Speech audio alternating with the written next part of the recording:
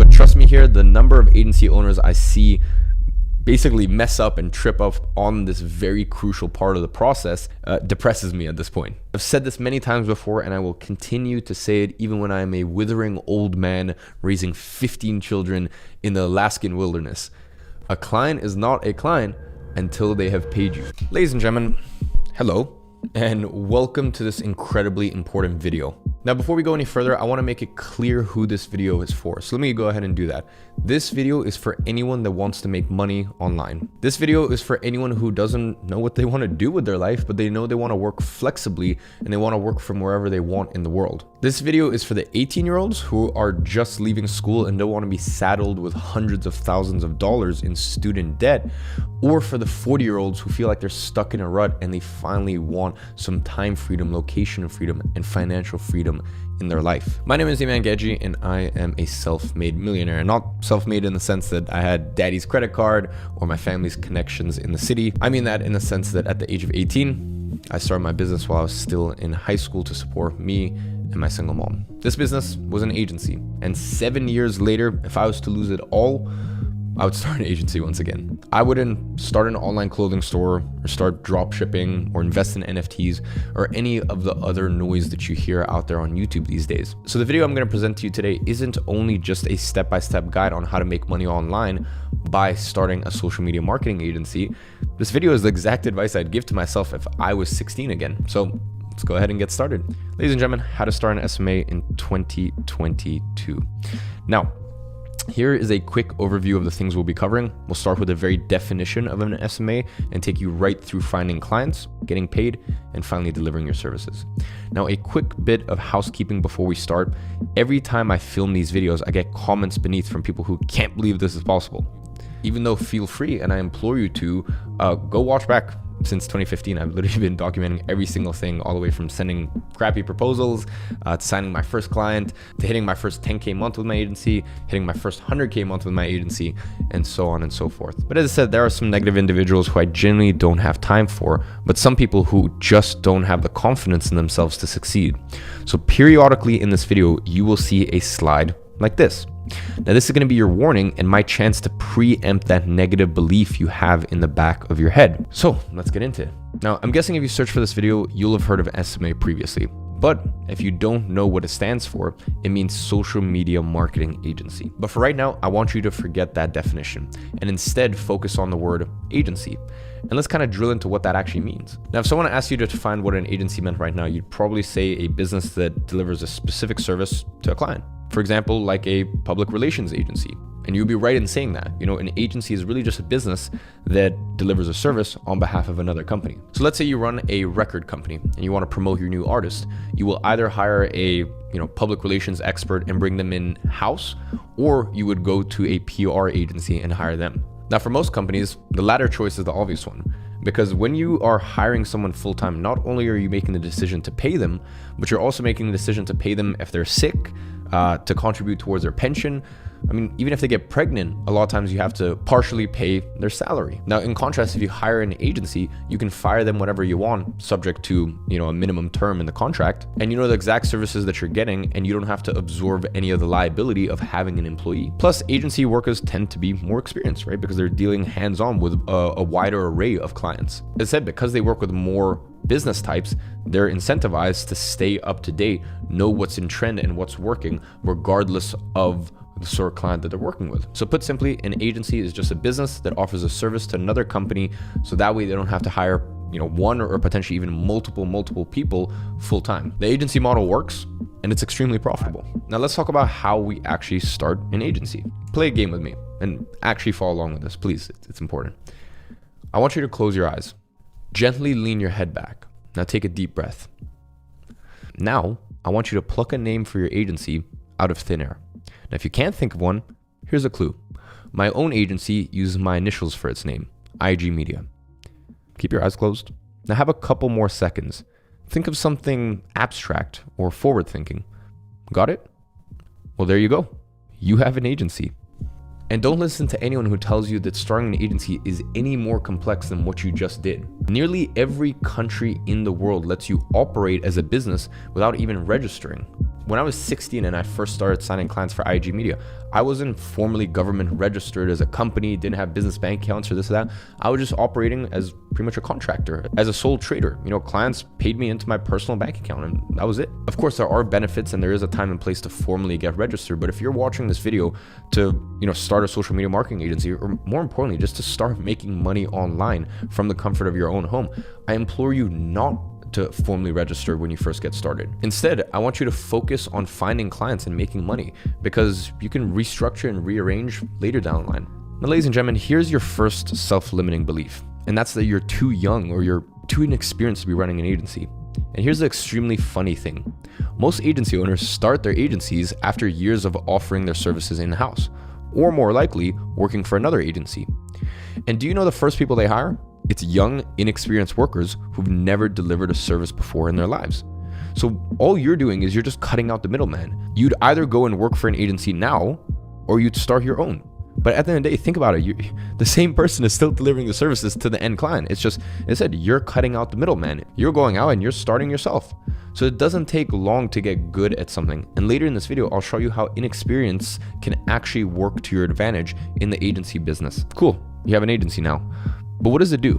Now, of course, most SMMAs offer, social media marketing services, because it's not rocket science to deliver and it can offer astronomical results to your clients. And surprise, surprise, that's what my own agency, IG Media, offers in the form of Google and Facebook advertising primarily. And whilst I recommend this to 99% of people starting out, it is important to note that really you can offer any service you want as an agency. Most of the time these are marketing related, like SEO or content creation. In fact, that's how my agency first started the first 18 months. Which kind of makes sense because it's IG Media and we don't really do any media these days. As I said, it was a content creation agency, but there are agencies out there that make tens and tens of thousands of dollars a month by doing services such as managing sales teams, doing email marketing. And hell, I'm not even joking here. I have friends who have done this, make multiple 5 figures a month by managing other people's dating profiles for them. In fact, now that I think about it, one of the most successful agency owners I personally know in real life runs a massive OnlyFans agency. So if you have a service that you already know how to fulfill or you really enjoy doing, by all means stick with this. But for the purpose of this video, we're gonna be looking at Facebook advertising. So now you've decided what service you're gonna offer, it's time to pick your niche. Now, this is a really simple proposition because your niche is really just the industry or area that you decide to work in. For instance, my agency works with education or e-commerce businesses, and my friend's agency works with skincare companies that sell via an e-commerce website. For examples are agency owners who run ads for real estate agents, gardeners, insurance companies,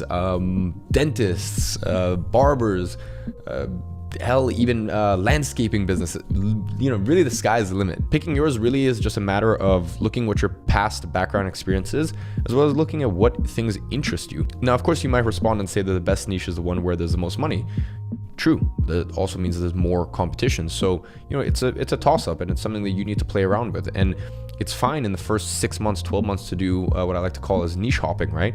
You can kind of hop around, you can see what interests you, what sticks, and then from there you can kind of define and go all in on one specific niche. So I genuinely recommend you go with what you know, and don't be scared of being too esoteric. Every business either provides goods or services, and on that note, every business wants to provide more goods and services and make more money. So if you're thinking of providing social media marketing services for a funeral parlor, I wish you the best of luck.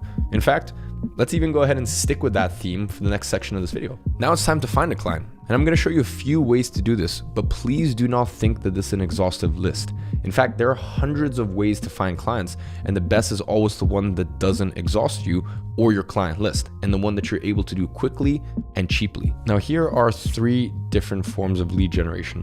First, we have Upwork, then Instagram, as well as Google. And I'm going to run you through how to actually execute on these. Now, I won't walk you through actually making an Upwork account, but it shouldn't take you more than 15 minutes. Now, once you're logged on, you'll want to go to the search bar and type in the service that you offer. Now, in this example, I've used social media marketing. Next, I've included www in the search parameters. Now, this is because Upwork charges for job responses, so this allows you to filter only jobs where the companies have identified themselves. This is a big hack. That means that you can actually reach out to them independently to all the jobs in this list. So you can actually use this as a way to find job listings and find job posts. And once you've done that, you can find the website of this, basically this job listing, or the business's website, I should say. And then from there, you can actually just reach out to them outside of Upwork. For example, one of the jobs posted here links to this jewelry website. And at the bottom, there's a LinkedIn email address where you can actually get in touch with the owner without using any Upwork credits. All right, so as I said, you can just actually independently reach out to them. Next, it's time to use Instagram. And it's actually a great way to find niche brands. Once you actually give a suggestion to Instagram, it can spit back some suggestions that are similar. And I'll show you what that process looks like. Now, to start, identify your archetypal client. And for the avoidance of any doubt, that means the client that you could realistically work with. So if you're working in the wearable sports tech niche, probably don't try this with Fitbit. Now in this example, I'm going for Will's Vegan Store, a brand that has a strong following and is qualified as a client, but still one that would be reasonable to work with a boutique agency. First, you find them and you follow them. Next, you'll be offered a list of similar brands. Click See All and take note of every profile that comes up. Now, Instagram suggests these because they have similar followers and audiences, meaning it's pointing you in the direction of similar brands that, as I said, you can reach out to and work with. Now, let's go back to one example from earlier, which was funeral parlors. Now, these are examples of a distressed purchase. So while some forms of advertising do work well, like SEM, I actually want to draw your attention to another area of business that you could potentially work with. And that's with funeral plan providers. And what these businesses do is they actually sort of sell you a set funeral plan that actually allows you to pay for your funeral ahead of time, which takes the burden and the load off of your family and your loved ones when eventually you pass. Finding these businesses is rather easy with Google. The tougher thing is knowing that businesses like these even exist in the first place. And that's why a lot of times it pays off to be creative when you are picking a niche. Now, every single one of these results, including the adverts, is a potential client for your agency. In fact, the ones that are already running Google Adverts are great because they're showing intent to market themselves digitally. So let's get in touch with one of them. Now, the first step is to find their email or their way to get in contact with them. Now, in the case of the Upwork client I gave you an example with earlier, her personal email was actually in the footer of her website. And on Instagram, once you find these brands and these businesses, you can just message them directly on there. But in the case of these funeral plan providers, I'm going to show you a very nifty way to find their email. Now, first, I want you to download an extension to your browser. It's called snov.io and allows you to search through a website for matching email addresses. Next, go to one of these websites and use this tool. And now what it will do is it will list all the emails associated with the account. Now, once you have these, cross-reference these email addresses with the LinkedIn accounts of the company and find out who is the decision maker or the best person to speak to regarding their marketing. Now, signing a client is really a two-step process. First, you have to reach out to them, get their attention, and get them to a meeting with you. Second, you have to convince them that they will benefit from your service. Now let's take a look at an example of outreach. Now I'm sending this to the funeral service plan provider. I'll walk you through each step of this email so you can understand the language and techniques I've used. Now first, the subject line uses something called a pattern interrupt. It's all in lowercase and suggests we've had a previous conversation. Now this will make Jackie more likely to open my email. Next, I use an icebreaker, a compliment or a joke to endear them towards me. Then I introduce myself and get to the point of the email. And that's that I've spotted a flaw in their digital marketing efforts. Now I offer them a solution and sell them the benefits of it. Finally, I offer them a meeting, not a pitch, and I make it a no-brainer, even offering a Starbucks voucher for them hopping on the call. Note, I have not pitched my services yet. I've not told her how much it would cost or even how many leads I could bring her. I've just suggested a friendly meeting over virtual coffee. Now, once she responds, we can get to the meeting. Now, if your outreach succeeds, you will end up with a meeting on the cards, but this is also where most beginner agency owners find a little bit of difficulty. So in order for me to explain what to actually say when you actually get to the sales meeting, it's important that I show you some basic principles of sales, and I'm gonna go ahead and run through that right now. Now, this is an example of a classic sales process. It starts with rapport, and that's where you make the client feel comfortable. You joke about the weather, you comment how they've always wanted to visit where they are, and you kind of become acquainted. Then you go digging. Now, this is your chance to ask everything you can about their business and its objectives. Quick little hint here. Their primary objective is always going to be to bring in more paying customers. Now, the real challenge is to listen to what's stopping them doing this. Is that potentially their leads are too expensive or unqualified? Next, use everything you've just learned in the logic phase and reverse engineer your offer. Explain that your service can overcome their problems and help them achieve their objectives. Finally, it is time for the close. If you've deployed every step correctly, this is where they will ask you your price. Now at this point, you need to name something realistic and based on what you can achieve for them. Now if you've made this calculation correctly, they will either accept or come back with an objection. Now at this point, you need to cycle back through each stage until you have answered this objection. If they aren't sure you can deliver the results, cycle back to logic and educate them on your services. Now here's another self-limiting belief. Why would a business work with someone with no expertise or experience? Now remember what I told you earlier, that businesses hate hiring people. Let's say they want to hire a Facebook ads manager to work in-house. They'd have to spend a fortune on recruitment. First of all, most people don't realize that recruitment agencies are charging, they're gonna have to pay anywhere from $5, $10, $15, $20,000 just to even find the person. All right. Then they have to induct them. They have to buy them their equipment and then rent them office space. Now, most businesses are happy to work with agencies, and if you're nervous about sales calls, you always have the opportunity to practice them beforehand. Go ahead and ask a friend or a member of your family to role play with you before your call, and you will always be more confident going into it. Now let's talk about getting paid, because you might think this is a simple process. You give your client your bank details and you send them an invoice. But trust me here, the number of agency owners I see basically mess up and trip up on this very crucial part of the process depresses me at this point. I've said this many times before, and I will continue to say it even when I am a withering old man raising 15 children in the Alaskan wilderness.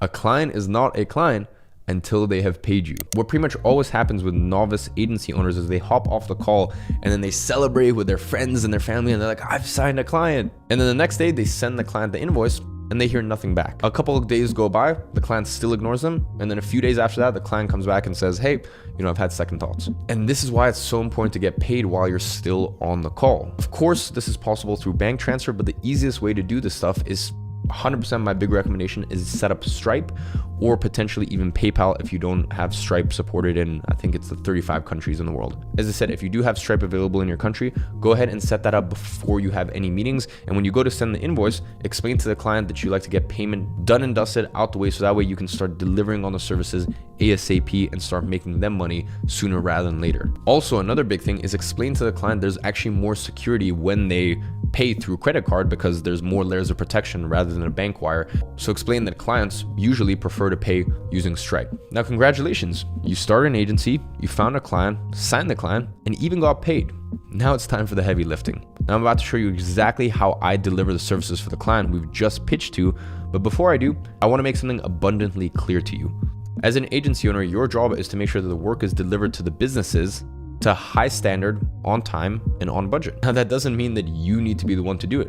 Trust me, there is no rule book on earth that says you are the one that has to deliver the services. And that is why it makes sense to use contractors. They're more likely to deliver the services to a higher standard than you, and you still pocket most of the profits that you've charged the client. So if you've sold a client on running their Facebook ads for their business, but you have no clue how to do it, don't worry, you just pay a contractor for a fraction of the price. And really, to get this through, because people kind of really struggle with this idea. When I am traveling, let's say I'm going to Bali or I'm going to Cape Town or I'm going to wherever, I can go ahead and independently reach out to all of these villa owners, yet every single time I opt for using Airbnb, still knowing that there's a service charge. Why? Because I have the Airbnb experience. I could go ahead and I could get a driver any moment, yet I go for Uber and I pay extra fees. I know I'm paying extra fees. Why? Because I want the Uber experience. Why does your client work with you as an agency rather than a contractor? Because contractors understand how to deliver the services. As an agency owner, where your headspace is, and the real benefit of agencies is they focus on the client. Not only do they know how to deliver services or have the ability to deliver the services, they do it in a way that is the most convenient and it provides the easiest use for clients. So just understand and really get this through your head. There is no difference between you, who's just become an agency owner simply by picking a name, doing everything that I've told you in this video, and hiring a contractor to deliver the services that you've just got paid. Let's say you got paid $2,000 a month for the service, and you pay the contractor $500 a month because they live in Colombia, Brazil, they live in Serbia. So even 3 or 4 clients like that a month for them is massive. So I said, this is really the simplicity of it, is you get 3 or 4 clients like that, right, at $2,000 a month. Let's say hypothetically you're making $6,000 to $8,000 a month. That contractor delivered those services for those 3 or 4 clients, and as I said, you pay them $500 a month per client. So they're making $1,500 to $2,000, and you have 75% margins. So you personally get to pocket anywhere from $4,500 to $6,000 a month, and do it all remotely and do it whenever you want and have the location and time freedom that you want. So that really is the simplicity of the model. And you might think, no, but that makes no sense. Or like, why would a client do that? Why do clients pay the agencies with the New York swanky offices $15,000 a month retainer when they have interns working for them? A lot of times, the people who are actually delivering the services for these massive agencies that, as I said, their clients are paying them $20,000 a month, these interns aren't even getting paid, right? So at least you're paying your team. Most of these agencies aren't even paying their interns, and yet their clients are still paying them $20,000 a month. So the only thing that's stopping you from being an agency owner are the limiting beliefs between these 2 ears. What's going on in here? So if you ever have any more doubts, rewatch this video again and again. Now, when it comes to the funeral plan provider, I'd probably go ahead and run Facebook adverts with a simple lead magnet. This means something for free, usually a piece of content, which people need to submit their name, email addresses, and phone number to access. Now in this case, I have made a simple funeral plans explained PDF on Canva. I used the existing copy and creatives from their website and packaged it as a simple guide for anyone looking to learn about funeral plans. And although the process to actually run lead generation campaigns on Facebook is astonishingly simple, they've made it very, very easy with native lead ads, which basically means to collect, to run the ad and collect all the information, a person doesn't even need to leave Facebook, okay? But once again, let's say I just wanted to hire someone to do this for me and pocket the difference. Here's how I go about that. One of the easiest places to find Facebook advertisers is, well, unsurprisingly, Facebook, or specifically Facebook groups. So search for a couple of digital marketing expert groups and post identical messages in each one, offering a gig and explaining your client. Now go ahead and interview everyone who responds with a set of questions, and you'll usually find someone who you're confident in. Ladies and gentlemen, you know what this means. Right now, you are thinking, why wouldn't the client hire the contractor in the first place? And I kind of touched on this briefly, but in the exact same way that if you went into hospital for a knee operation, you wouldn't hire a surgeon, an anesthetist, nurses, and rent an operating theater. You would just expect the hospital to do that for you, right? And you just pay the hospital directly.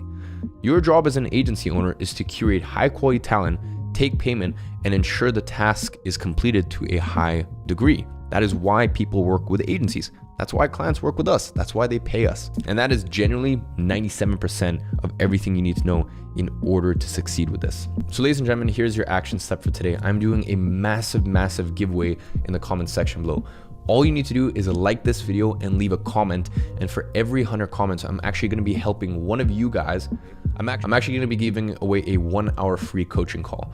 Now, Kieran, who's my product manager at my education company, he's going to go ahead and arrange all that, set up the call, get your email, etc., etc. So as I said, for every 100 comments, I will actually do a 1-hour one-on-one with you and help answer any questions you might have about starting your agency. Now, the second thing I want you to do is I want you to click that first link in the description. Now, what you will find is the demo video for Agency Navigator, which is my program that has helped thousands and thousands of people all around the world start from zero and quickly scale up to $10,000 a month with their agency. Now, after you watch that demo in 2x speed, I actively don't want you to purchase the program.